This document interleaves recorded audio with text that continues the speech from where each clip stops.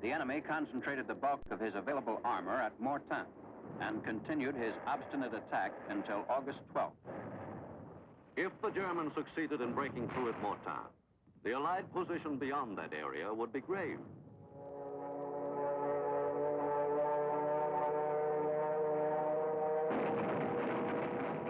The air cooperation of the U.S. 9th Air Force and the RAF against the enemy attack was extraordinarily effective.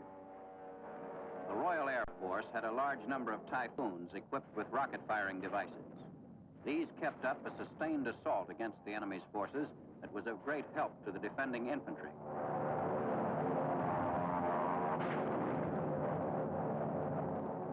Successfully withstanding the brunt of the Nazi attack, the Allies now moved to encircle the forward Nazi units. This maneuver was to be accomplished by a double thrust, by the Canadian First Army toward Falaise and by the U.S. Third Army toward Argentan. Patton's Third Army split into two major groups, one section driving straight eastward from Laval, and the other swinging around the Nazis' flank and driving north into the German position at Argentan. By the night of August 13th, the U.S. 5th Armored Division was in the outskirts of Argentan. The French 2nd Armored Division was nearby, and the U.S. 79th and 90th Divisions were in close support.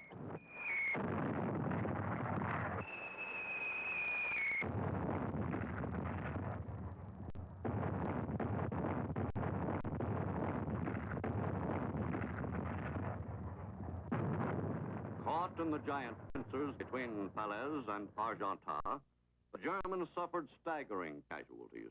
Thousands killed and wounded in only a few days' fighting.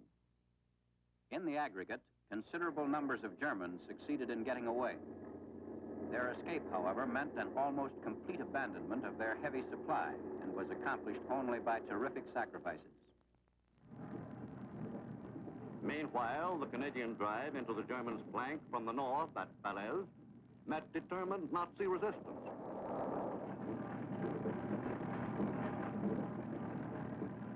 By driving south through Falaise, the Canadians planned to join forces with the Americans near Argentan and thus completely encircle the forward Nazi attacking units. If this operation was successful, the roads across France would be open to Allied use, and nothing could stop an all-out Allied chase of the disorganized enemy to the banks of the Rhine.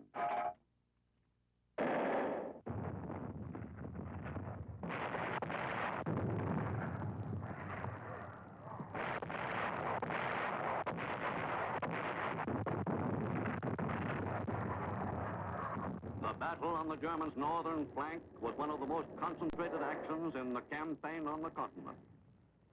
Against desperate resistance, the Canadian First Army troops hit the enemy in a direct frontal assault.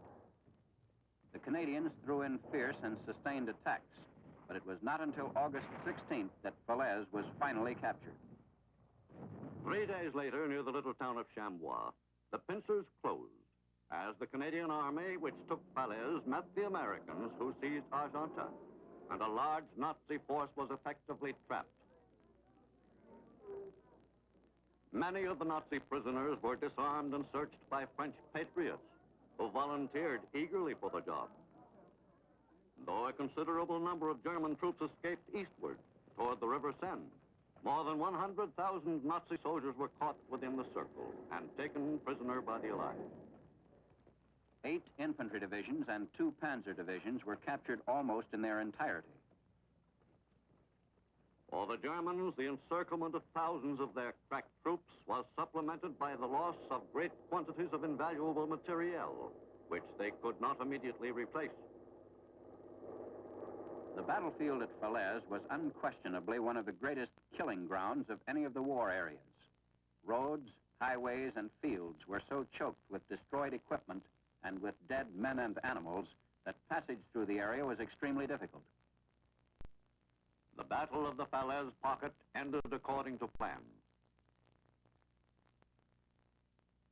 While the bulk of Bradley's forces was engaged in this great battle, General Middleton's 8th Corps turned back to the westward to overrun the Brittany Peninsula. He made a rapid advance and invested Saint-Malo, the small port on the north coast. The garrison resisted fanatically, But Middleton was able, with cooperating air and naval forces, to bring to bear enough power to reduce it by August 14th, although remnants of the garrison held out for 3 more days. For weeks, the 8th Corps assaulted the Nazi defenses on the Brittany Peninsula before the enemy capitulated.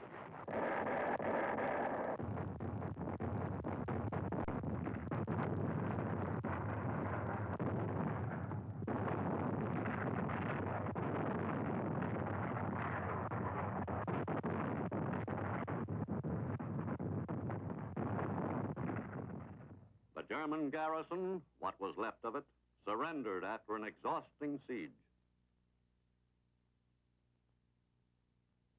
Some of the defenders had obviously fortified themselves with alcohol during the drawn-out battle and were most uncooperative about answering questions put to them by their captors. The goal of every Allied soldier, from private to general, who set foot on the soil of France in the summer of 1944, was Paris. For General Jacques Leclerc, commander of the French 2nd Division, which had fought brilliantly in the desert campaign in Africa against Rommel, this goal had a special meaning.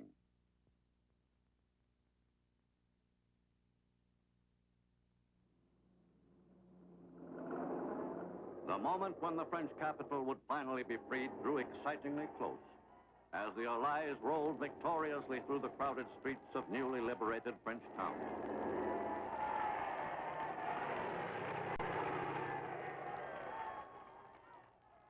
This was the momentous day the townsfolk had dreamed about for 4 long years. For in June 1940, with the arrival of the Nazi troops, the gay city that was Paris had changed into a somber, spiritless German garrison town, which the Nazis planned to turn into a playground for the military. Everywhere there were German uniforms. The conquering Nazi soldiers who had marched into Paris in June were replaced by special occupation troops. And always there was a steady flow of German fighting men back from the fronts for liberty. The City of Light became a city of sorrow under the shadow of the swastika. From the day they occupied it, the Nazis fell to work on transforming the face of the city. Evidences of this metamorphosis on every side reminded doleful Parisians that their city was no longer theirs.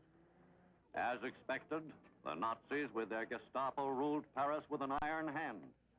With the German military in complete control, the city became an armed camp and functioned in an atmosphere of suspicion and distrust under the strict surveillance of the ubiquitous Nazi soldiery.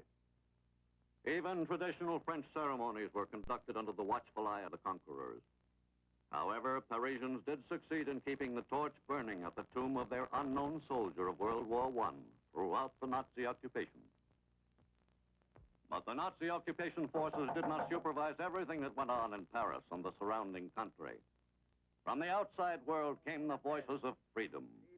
Voices like General de Gaulle, urging his countrymen to remain firm in their trust in the final victory for France and its people. Loyal Frenchmen did not merely mark time during the occupation. Soon after the Germans imposed their rule, resistance groups sprang up all over the country. Seizure of ammunition had a high priority on the list of resistance activities aimed at undermining the Nazis at every opportunity. Demolition of rail lines had a crippling effect on Nazi movements of troops and equipment.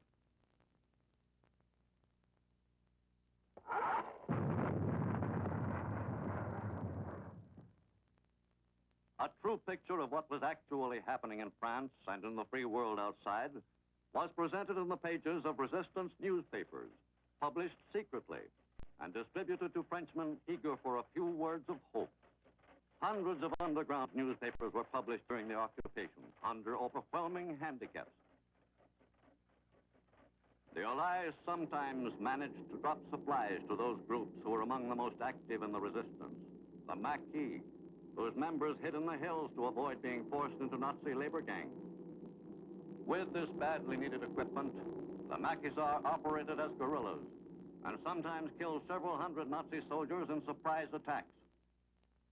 After D-Day on the Normandy beaches, the various Maquis groups were organized into the FFI, French Forces of the Interior, to assist Allied troops in the destruction of the enemy. In mid-August, with Allied armies only a few kilometers from Paris, the resistance opposition to the Nazis flared into open insurrection. The long-planned revolt began to take shape. All Parisians knew the Allies were not far off, and their mounting hate toward their Nazi rulers at last came fully out into the open. The National Resistance Council had planned thoroughly for the day of vengeance. They concluded their preparations coolly and waited for the right moment to strike.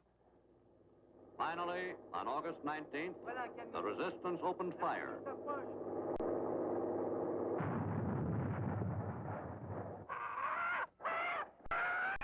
Once started, the insurrection quickly gained momentum.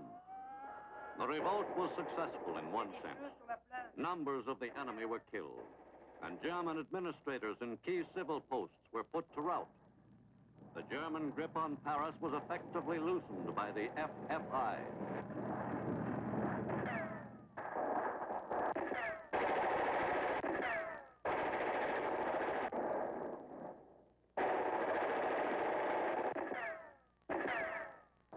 But many felt that the revolt was premature.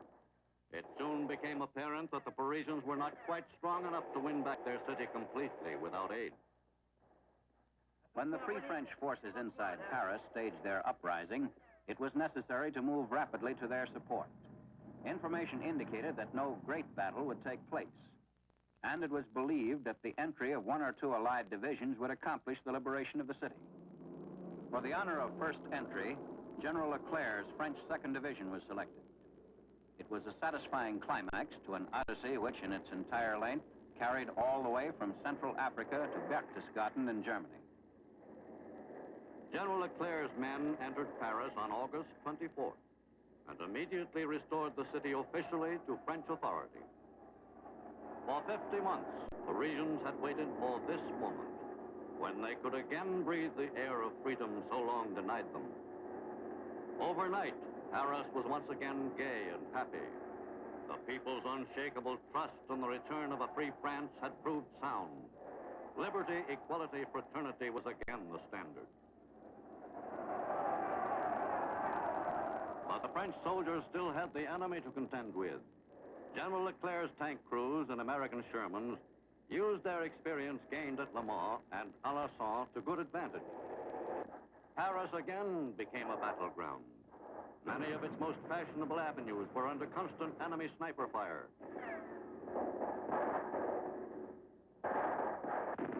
To assist the French 2nd Division, elements of the American 4th Division were sent in. And American and French soldiers fought side by side in what was inevitably an unplanned action. The skirmish in the Paris area continued throughout the greater part of 2 days. Allied tanks proved invaluable as street fighting weapons.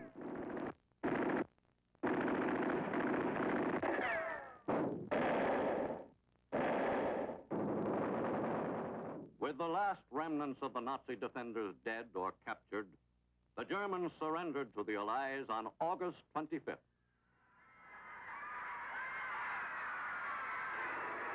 The Nazi soldiers who had strutted around Paris with such a show of invincibility presented a far different picture. They fully realized the hate Parisians had grown to have toward them and seemed to anticipate far from gentle treatment now that the positions were reversed. The city was formally surrendered to the Allies by General Dietrich von Holtitz as commander of the Nazi garrison, which had dwindled to 12,000 men.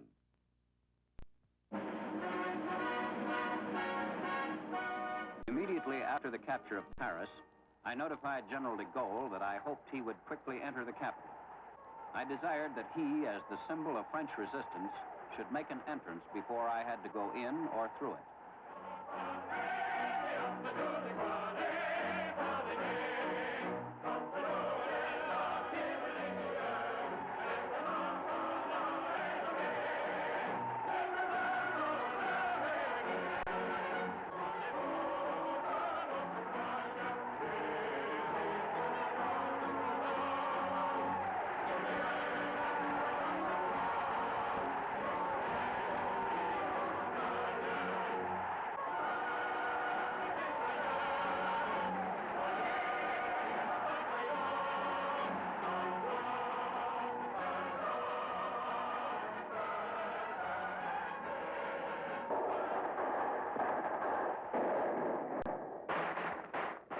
victory celebration was quickly thrown into disorder by sudden bursts of machine gun and rifle fire.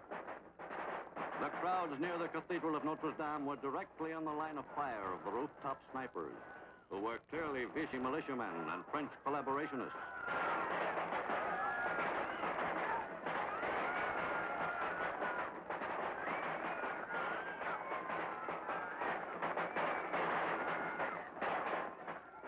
The shooting spread.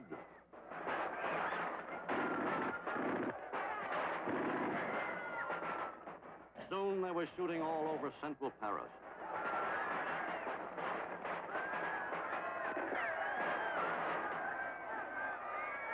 When any of this group of snipers were caught, they fared far worse at the hands of the Parisians than had the Germans captured during the earlier fighting.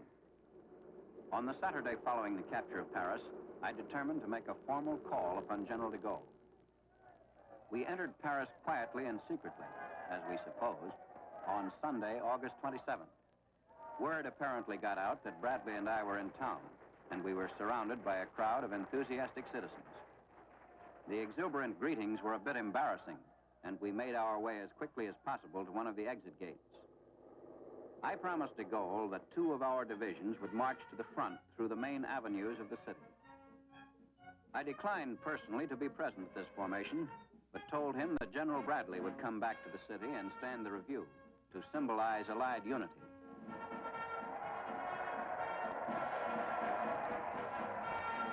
Because this ceremonial march coincided exactly with the local battle plan, it became possibly the only instance in history of troops marching in parade through the capital of a great country to participate in pitched battle on the same day.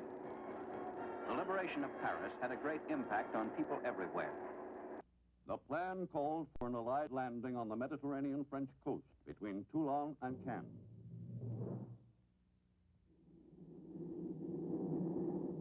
The whole coastal area, extending from the beaches inland for about 150 miles, was thoroughly softened up for the assault troops. For 3.5 months preceding the invasion date, 5,000 Allied planes dropped some 12,500 tons of bombs on southern France.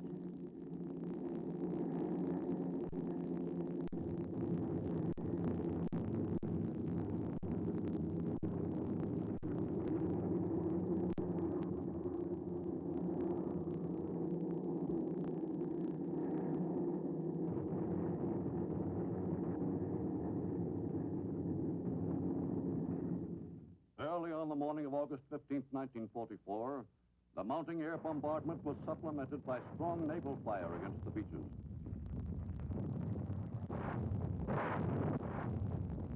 Soon after dawn on the same morning, the invasion troops prepared for the trip to shore. There was as yet no hint of enemy resistance.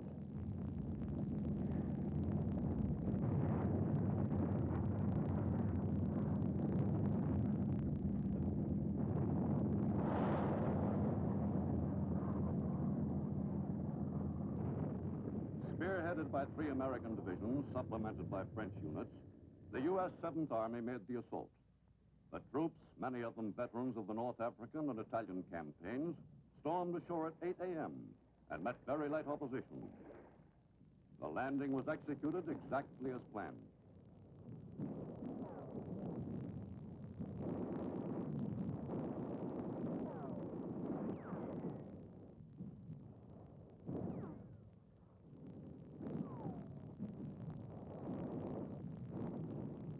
The enemy was caught by surprise. The American and French assault units, once ashore, were opposed by only 2 German divisions, spread along the coast, and 8 more farther inland. 7th Army troops won a 15-mile-wide beachhead with comparative ease, and the operation was considered an overwhelming success by Allied field commanders.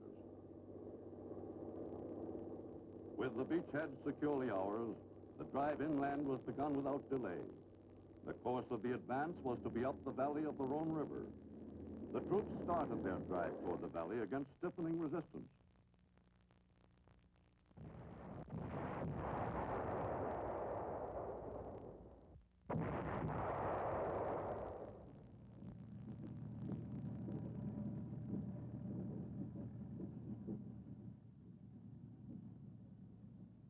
The assault forces were helped materially by members of the French underground, as well as by French villagers encountered along the path of the advance.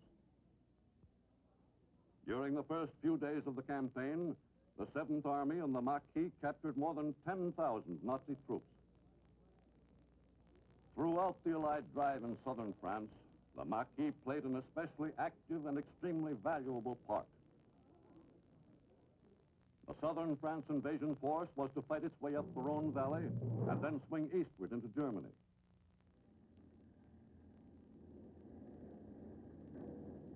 Having overcome the Nazi defenders along the coast, the 7th Army pushed up the valley on the heels of the main body of German forces racing north toward the German frontier.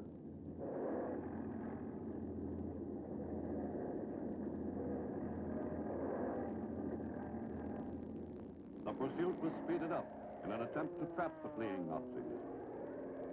The Air Force pounded the exposed German columns steadily.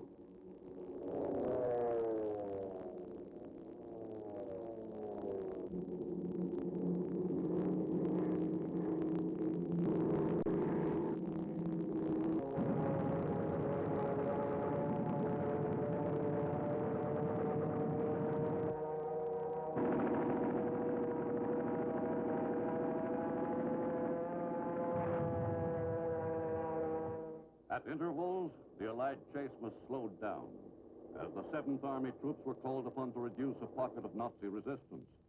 The GIs went about the job quickly and efficiently.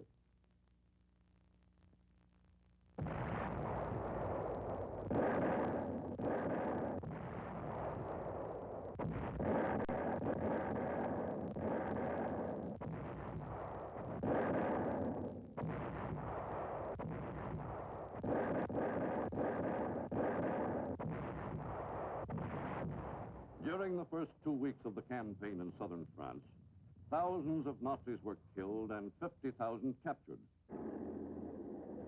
After 10 days of fighting, the Allied force reached the Rhone River itself at Montélimar, 100 miles from the landing beaches.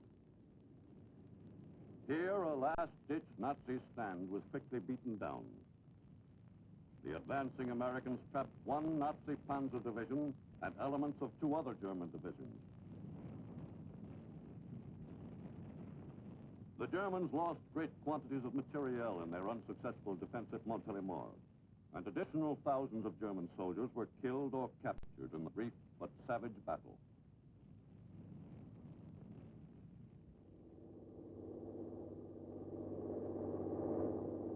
In town after town in their victorious drive up the Rhone Valley, the GIs were greeted with enthusiasm by the overjoyed French townspeople.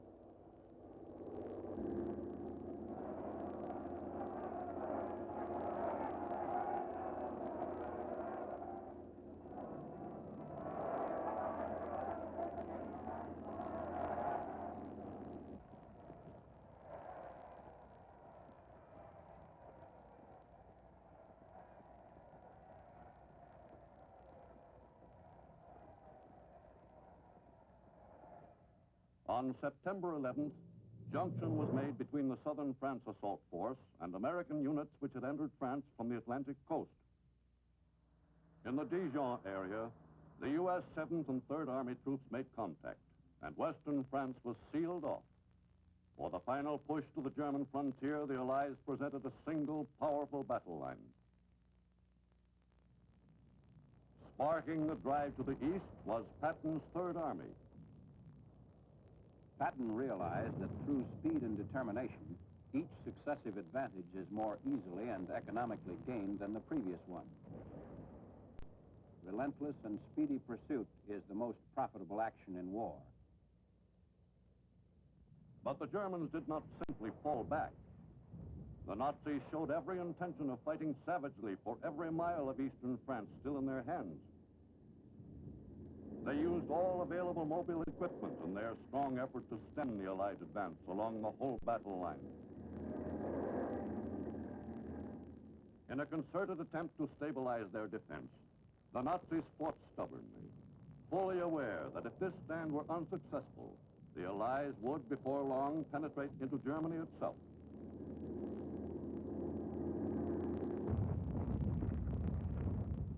In their determined defense, they used their newest, most improved weapons.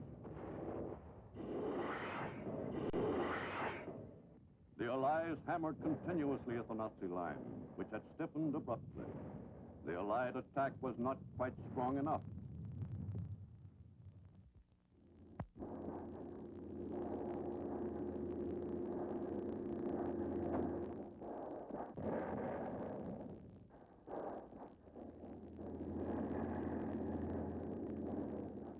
Though handicapped by lengthening supply lines, the Allies kept up their attack on all sections of the front in an all-out drive toward the German frontier. The battle continued for weeks during the early autumn. Elements of Patton's Third Army advanced the Allied position a little closer to the German Siegfried Line as they crossed the Meuse River. We were certain that by continuing an unremitting offensive, we would, in spite of hardship and privation, gain additional advantages over the enemy. Specifically, we were convinced that this policy would result in shortening the war, and therefore in the saving of thousands of Allied lives. Consequently, the fall period was to become a memorable one because of a series of bitterly contested battles, usually conducted under the most trying conditions of weather and terrain.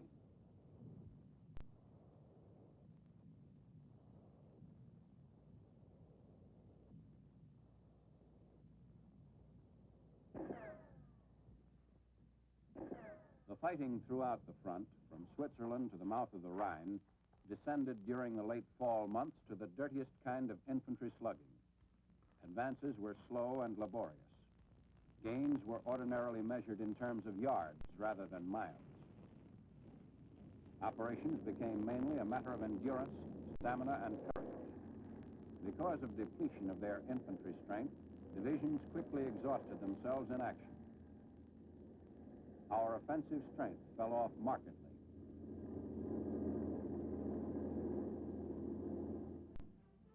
During the 3 months beginning September 1st, I spent a great portion of my time in travel.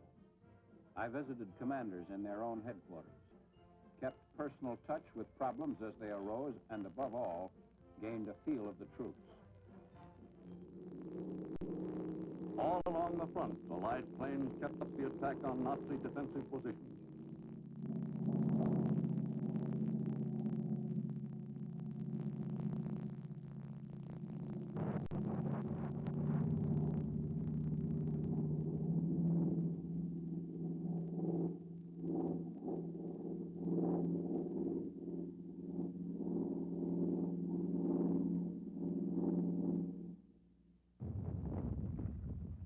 American troops advanced yard by yard in the drive to push the enemy back within his own borders.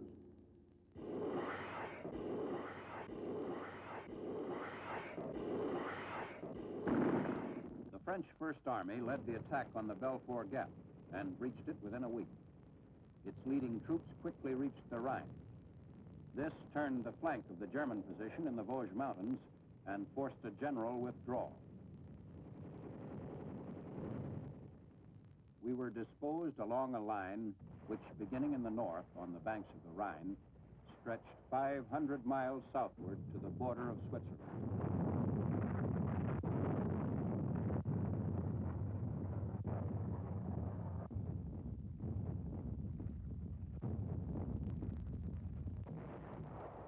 All our divisions were short in infantry replacements, and in total numerical strength of ground forces, the Germans still had a marked advantage. We could, on the average, deploy less than one division to each 10 miles of front.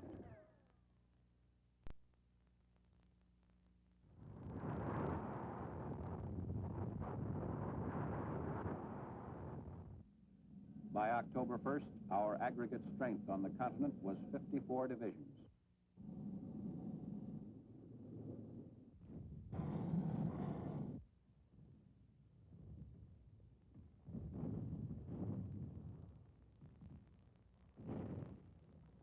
As a result of the junction with Patch's 7th Army, a considerable number of Germans were trapped in southwestern France. These began to give themselves up by driblets, except in one instance when 20,000 Germans surrendered in a single body. At Beaugency on September 17th, Nazi General Erich Elster had surrendered 20,000 German troops under his command, marking the end of the Nazi army of occupation in southern France.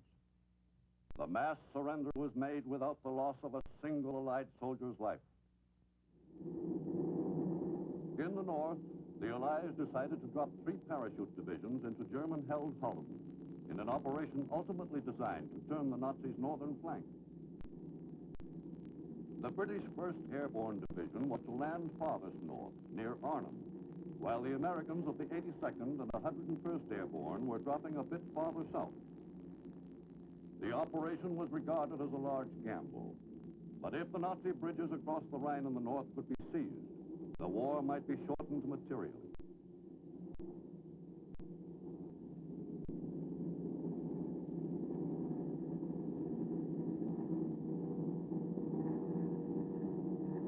The drops were executed as planned.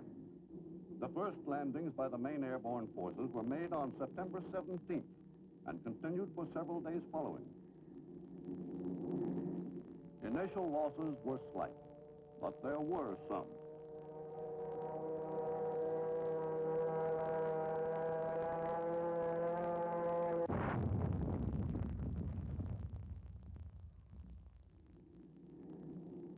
In 2 weeks, more than 20,000 airborne troops had dropped into Holland.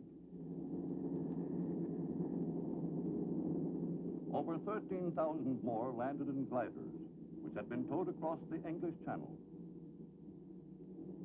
The attack began well, and unquestionably would have been successful, except for the intervention of bad weather.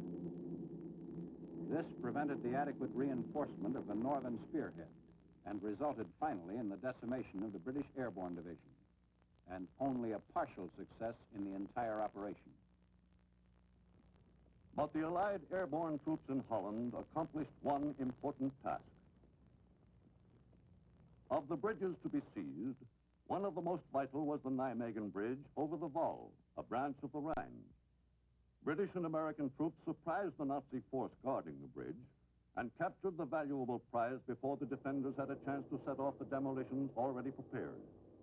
Allied ground forces moved safely across and continued the attack.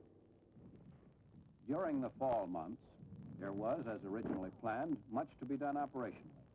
In the north, besides capturing the approaches to Antwerp, it was desirable to make progress toward closing the Rhine, because it was from this region that our heaviest attacks would be launched in the crossing of that river. Winter conditions were now approaching, and Montgomery's advances were made over difficult country. Because of the extended front held by Montgomery's 21st Army Group, it was impossible at the moment to launch further strong offensives in that area. To the south of the British forces, the Americans also ran into trouble. The American First Army got involved in the Hurtgen Forest, the scene of one of the most bitterly contested battles of the entire campaign. The enemy had all the advantages of strong defensive country. The weather was abominable, and the German garrison was particularly stubborn.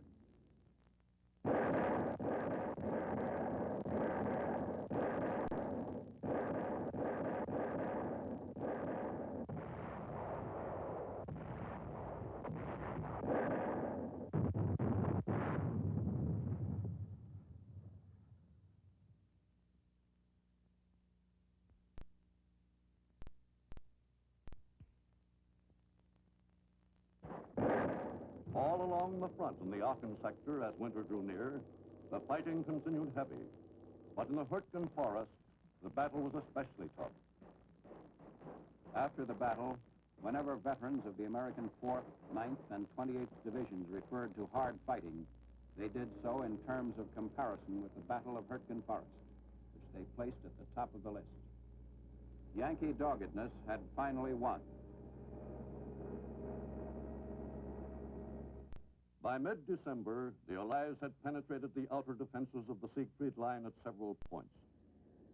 American troops were crossing the German frontier in preparation for the final phase of the war in Europe.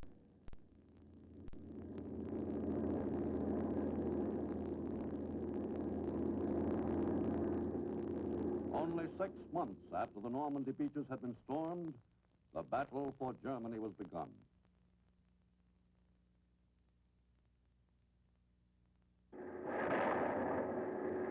To sustain and intensify the mightiest military offensive in the history of man required uninterrupted supply of ammunition and continuous delivery of the engines of war.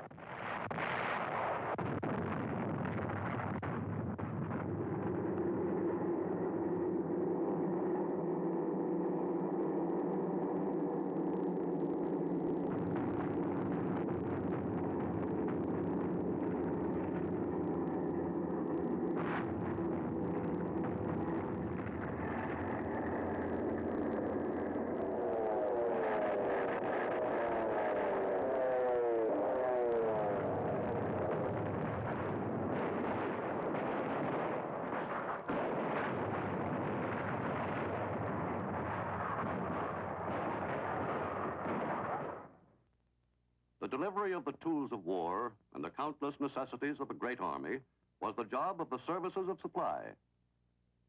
Whatever the obstacles, their work had to be done with speed and certainty. But even the miraculously fast job the supply service was performing in Western Europe was not always fast enough. We were weeks ahead of schedule, but in the important particular of supply capacity, we were badly behind. The roads, depots, and base installations required for the maintenance of continuous forward movement were still far to the rear of the front lines. In addition, the Allies' port facilities on the French coast were extremely limited during the first months following the invasion.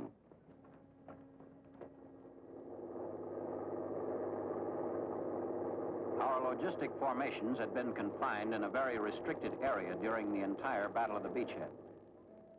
The repair of Cherbourg had presented many difficulties.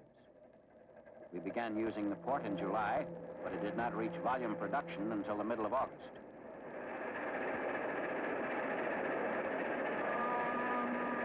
But the difficulties of supply, once our columns began their forward race, was a problem that required effective solution if we were to gain our full battle profit.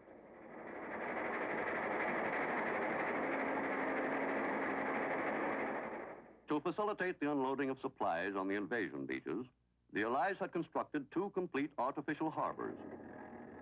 The one in the American sector had been demolished by the hurricane 2 weeks after D-Day.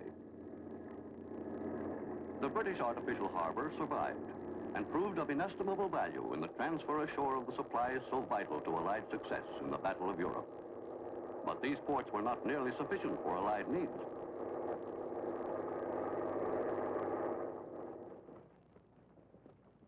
These meager facilities could not support us indefinitely, and there was bound to be a line somewhere in the direction of Germany where we would be halted, if not by the action of the enemy, then because our supply lines had been strained to their elastic limit.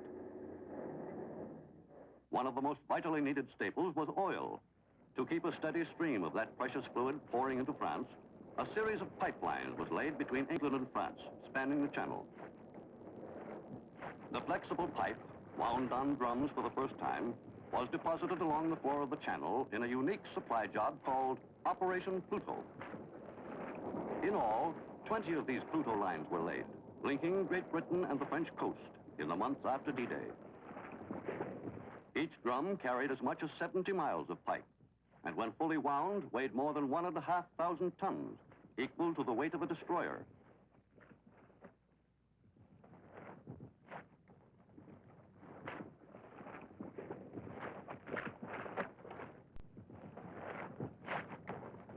From August 12, 1944, less than 10 weeks after the Normandy beaches were invaded by the Allies, until VE Day, more than 120 million gallons of gasoline flowed through the Pluto lines from Great Britain to the Allies on the continent. When these pipes were first laid in the channel, the destination of the gasoline was the coastal area of France, where it was pumped into storage tanks in the rear of the Allied position.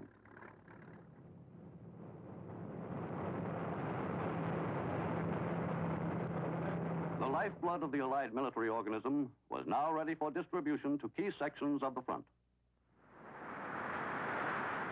Regardless, however, of the extraordinary efforts of the supply system, this remained our most acute difficulty.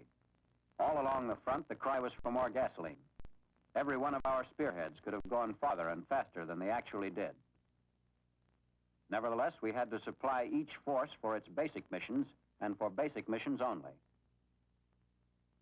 Getting the all-important supplies to the French coast was only half the problem. Delivering the goods to the men at the front was the toughest part of the job. The services of supply installed systems of truck transport by taking over main road routes in France and using most of these for one-way traffic. These were called red ball highways, on which trucks kept running continuously. Every vehicle ran at least 20 hours a day. Relief drivers were scraped up from every unit that could provide them, and the vehicles themselves were allowed to halt only for necessary loading, unloading, and servicing.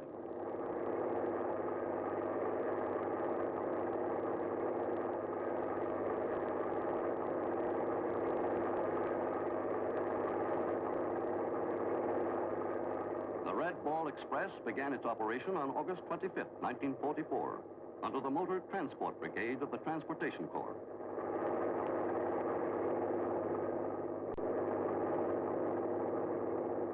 Its route was quickly extended and finally covered 700 miles, the longest one-way traffic artery in the world. Since the Red Ball Express operated 24 hours each day, most of the drivers served the same kind of continuous duty that the combat troops saw in the lines.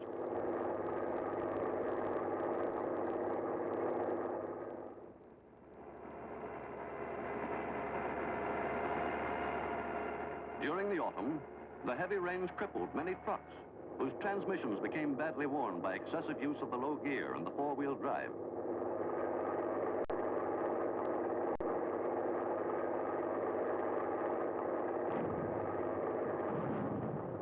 Experience had demonstrated that each of our reinforced divisions in active operation consumed about 600 to 700 tons of supplies per day. Our maintenance arrangements had to provide for the arrival of these amounts daily. In addition, we had to build up reserves in troops, ammunition, and supplies that would enable us, within a reasonable time, to initiate deep offensives with a certainty that these could be sustained through an extended period of decisive action. One of the most important items of supply hauled by the Red Ball Express during the crucial autumn months of 1944 was food. With our supply lines lengthening and the enemy offering strong resistance, the delivery of rations on schedule at the front was a matter of the greatest concern to commanders. Our whole offensive depended on the maintenance of that delivery. As Allied forces penetrated farther and farther eastward in Europe, the transportation of that other vital commodity, oil, to the forward areas became an even greater problem. The system of pipelines was quickly extended to keep pace with the Allied advance. 5 pipelines were built on the continent to carry gasoline, oil, and lubricants to Allied forces at the front. The largest of these was some 1,500 miles long. Altogether, the network of 5 lines totaled more than 3,000 miles. The thoroughness of the destruction of key transport arteries, both by Allied bombings and German demolitions, greatly complicated the monumental job of the services of supply. Allied engineers were faced with the task of restoring nearly 5,000 miles of double railway track, 2,000 miles of single track. The progress in the salvaging of Western Europe's railroads for Allied use was carefully noted by Generals Eisenhower and Bradley. The reconstruction of bridges, which, as major targets, had either been knocked out by the Allies or blown up by the retreating Nazis, was one of the most demanding jobs which fell to the overworked Army engineers.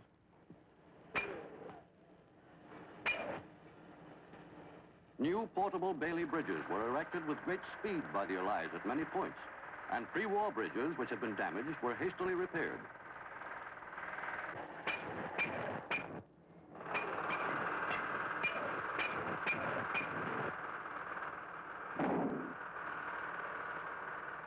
As the Army engineers rushed repairs on bridges, a major supply problem was lessened. To reduce dependence on roads, we brought in quantities of railway rolling stock to replace that destroyed earlier in the war. To do this expeditiously, railway engineers developed a simple scheme. They merely laid railway tracks in the bottom of LSTs and simply rolled the cars out of the ships.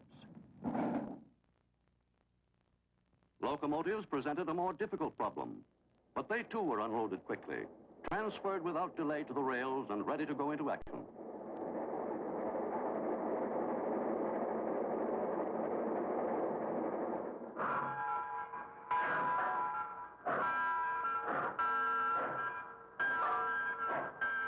With the pressure from the front for additional supplies increasing, every available train was pressed into service at once. In the forward areas, the priority supplies were prepared for distribution to troop units. In the 6 months following D-Day, railroad development proceeded according to plan. Each train was loaded to capacity on its way to the front. Within 2 months after the Normandy landings, hundreds of trips had been made by American trains, and more than 30,000 tons of freight had been transported to the front. The freight cars, which had carried their precious cargo of supplies to the forward areas, soon came to be used on their return runs for the transportation of wounded back to the beaches. A tremendous strain was placed upon our supply lines. Distance alone would have been enough to stop our spearheads had we been dependent solely upon surface transport, efficient as it was. Distant and fast-moving columns were almost solely dependent upon air supply, and we kept transport planes constantly working in our supply system. They became known as flying boxcars and were never more essential than in this stage of the war. Principal key to the solution of our supply problem was a major port still in German hands, the Belgian city of Antwerp. Within 4 days, elements of the British Second Army had driven close to 200 miles in a spectacular advance which took them into the prized city.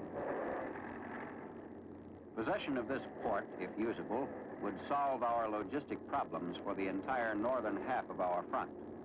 Not only was Antwerp the greatest port in Europe, but its location well forward toward the borders of Germany would reduce our rail and truck haulage to the point where supply should no longer be a limiting factor in the prosecution of the campaign, at least in the northern sectors. On September 4th, Montgomery's armies entered Antwerp, and we were electrified to learn that the Germans had been so rapidly hustled out of the place that they had had no time to execute extensive demolitions.